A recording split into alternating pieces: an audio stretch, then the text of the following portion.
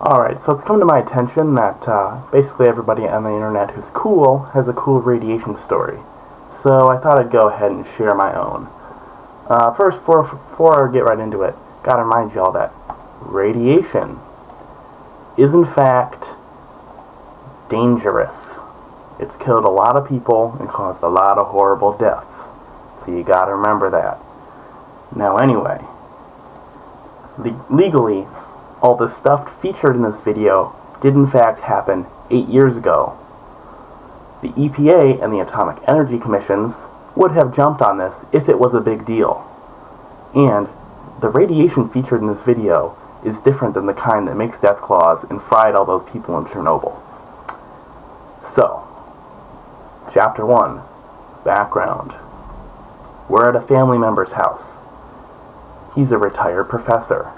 I won't say where he worked, but to put it nicely, he was getting up there in age and is retired. Now, he's a pretty tinkersome guy, and he likes to play with any kinds of electronics he can get his hands on. He likes to fix old computers, etc. So he was playing with a radon gas detector, because here in the Midwest, we have a lot of radon gas all over the place. So basically, we have to protect our homes by putting detectors in the basement. This will be important later. So, I walk into the basement. I spot something cool on a table. The table's covered in electronics. It's a plastic tube with 2 rubber stoppers in it. It says, "Handle with care," and "Danger," with weird symbols on it. I don't quite know what they mean. I pick it up. Dear God. It's an alpha and beta particle source. Not as bad as it could be. However, not something you want to find, because if you don't want to deal with it, if you don't want any old person to deal with it, I'm going to have to deal with myself. Otherwise, it's just going to either end up in a landfill or polluting some poor park somewhere. So, an alpha particle is just a helium nucleus emitted by radioactive substances. It's pretty highly charged and can actually be pretty dangerous if you breathe them in. However, they're blocked by pretty small amounts of material because they're just a nucleus, so they act a little bit more like a solid piece of matter, even though they're emitted as like a sort of ray because they're so quick. And then a beta particle is a very fast-moving electron, also emitted by radioactive decay.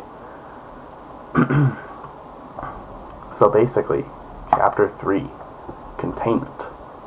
Well, if we're going to bring this home before we figure out what to do with it, we're going to have to contain it. So after looking into it a bit, we discovered that basic materials will block, such as aluminum, will block the more powerful beta rays and beta particles. So we assemble a sturdy, very sturdy container made of PVC pipe, aluminum foil, and sand to hopefully block all but the strongest of the alpha and beta particles. Chapter 4. You have what now? So many attempts were made to figure out what we did in fact have. If this was, just as harmless as something that you could find in a smoke detector, or if this is something that we should actually call the Atomic Energy Commission about.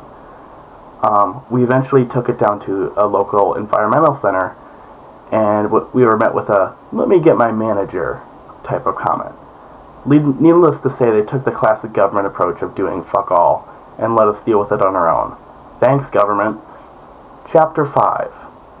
All I can say, it's in fact disposed of. It happened, we do not have it anymore, and it was, quote, dealt with responsibly. The end.